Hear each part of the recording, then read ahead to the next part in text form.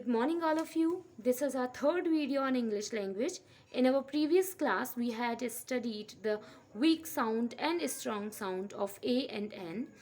Previous class में हमने क्या देखा था? Strong sound और weak sounds देखे थे A के और N के. Today we will learn the strong sound and weak sound of the कि कब द का स्ट्रॉन्ग साउंड होता है द का वीक साउंड होता है द और दी. तो कब द स्ट्रॉन्ग साउंड यूज़ करना है, कब वीक साउंड यूज़ करना है. In today's class we will learn it and also we will learn the use of a and an. So before starting it, I just wanna say, please like, share and subscribe my channel and do comment. If you're having any doubt, please comment on it. Okay, let's start.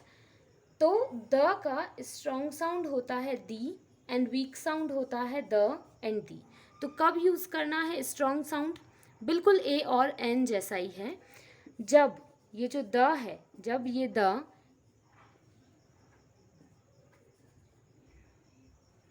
सी, जब ये the बिना किसी noun के आ रहा है. देखो अभी इसके साथ में नाउन लिखी है, यहाँ पर कोई नाउन दिख रही है क्या आपको? जब ये द बिना किसी नाउन के है तो इसको क्या रीड करेंगे अपन? दी रीड करेंगे.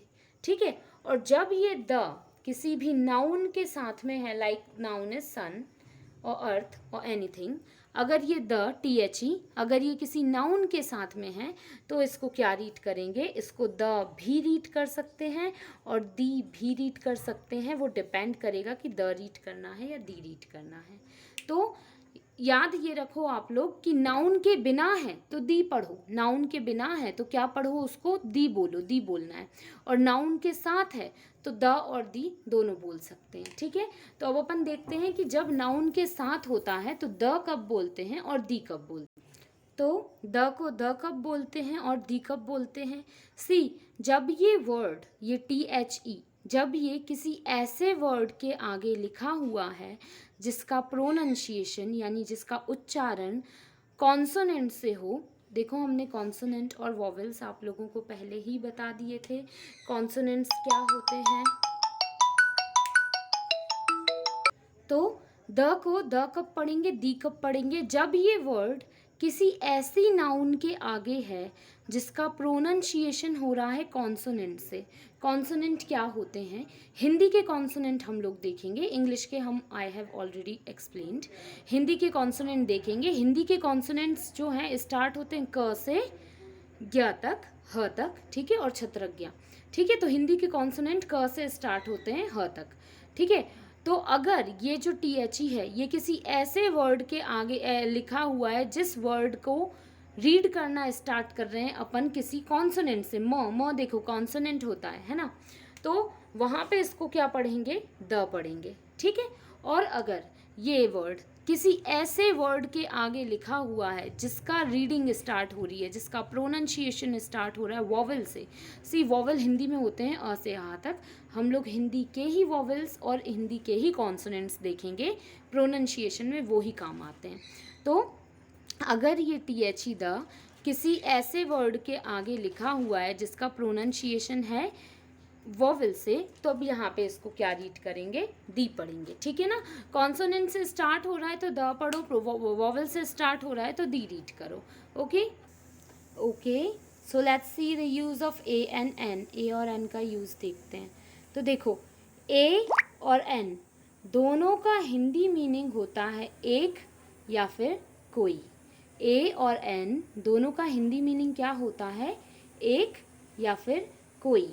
यानी कि दोनों किसी भी चीज़ के आगे यूज़ हो जाते हैं. कोई भी चीज़, कोई भी ऐसी चीज़ जिसको अपन फर्स्ट टाइम देख रहे हैं जो सर्टेन नहीं है, बस कोई भी चीज़ जो कि सर्टेन नहीं है, निश्चित नहीं है, जिसको पहली बार देख रहे हैं, जो कोई भी है उसके आगे ए या एन यूज़ हो जाता है.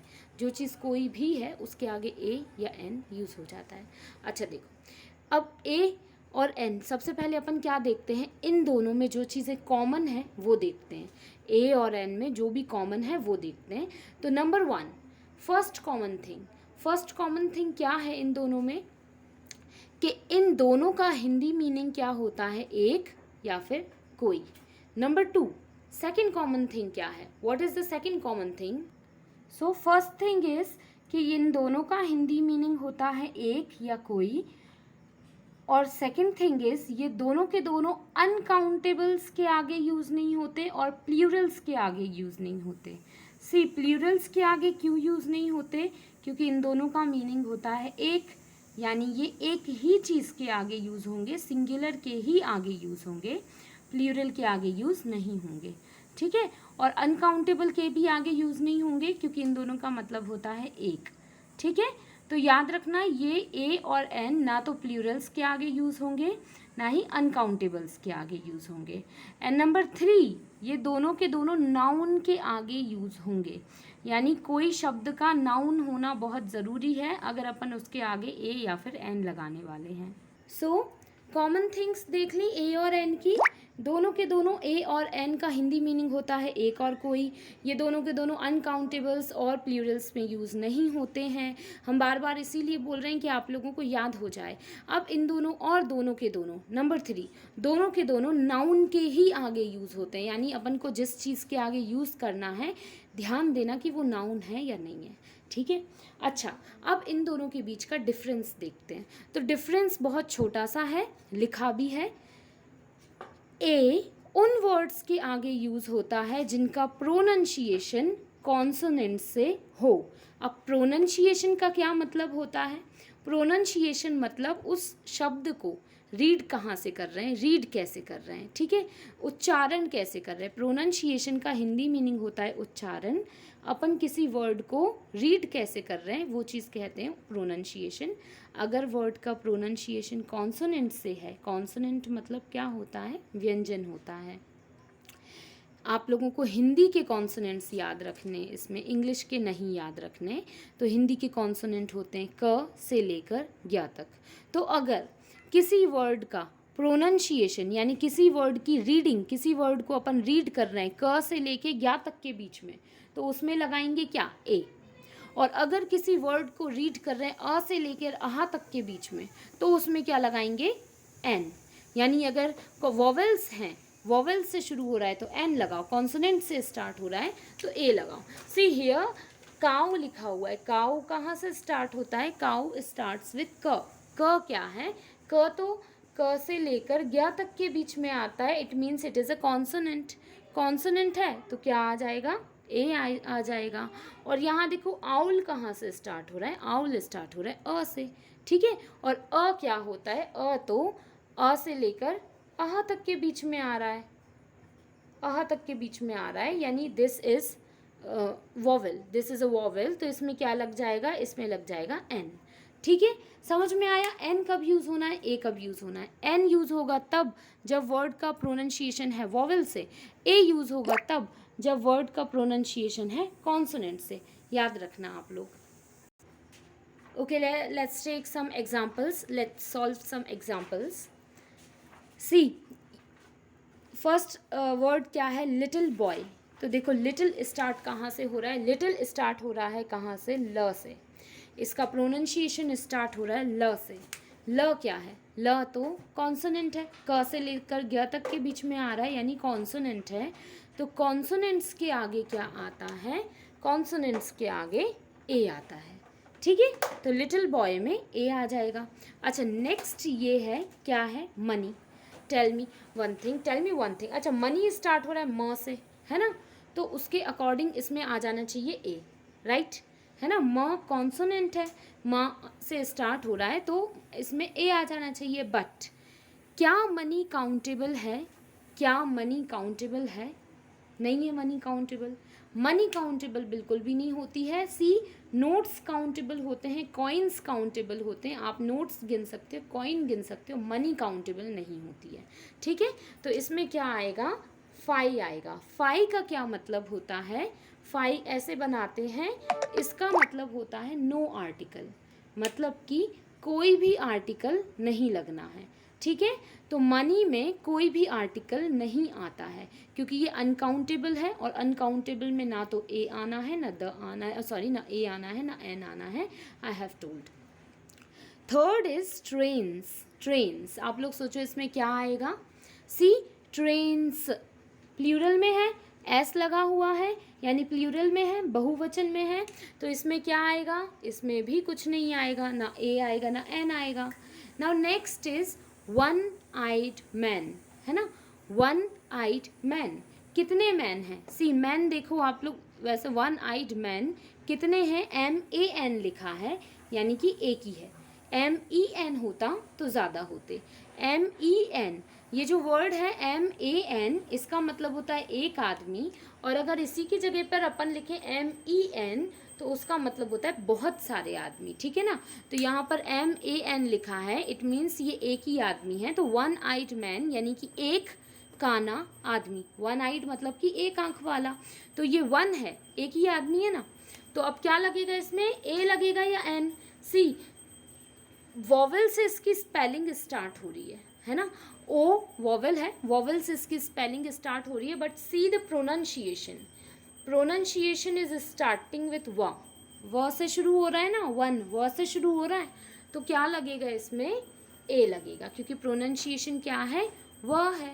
नेक्स्ट देखो अगली गर्ल, तो देखो गर्ल है, कितनी है, एक ही है, तो एक चीज़ के आगे तो लगता है, यानी इसमें अपन लगा सकते हैं ए या एन। अब देखते हैं इसका प्रोनाउंसिएशन कहाँ से है, तो सी प्रोनाउंसिएशन जो है वो है अ से, है ना, प्रोनाउंसिएशन अ से है। अ क्या है, अ है एक वॉवेल, तो वॉवेल के साथ में क्या लगेगा, एन लगेगा, तो आ जाएगा एन अगली गर्ल, अन अगली गर्ल, ठीक है। नेक्स्ट इज इम्पॉर्टेंट, तो देखो इम्पॉर्टेंट आप देखो ई से स्टार्ट हो रहा है ये, है ना, और ये जो ई है ये क्या है, ये है वॉवेल, तो वॉवेल है तो अकॉर्डिंगली इसमें एन आ जाएगा, राइट। बट क्या ये नाउन है, आई हैव टोल्ड यू, हमने बताया था कि अगर कोई वर्ड नाउन नहीं है तो उसमें AN नहीं आएगा।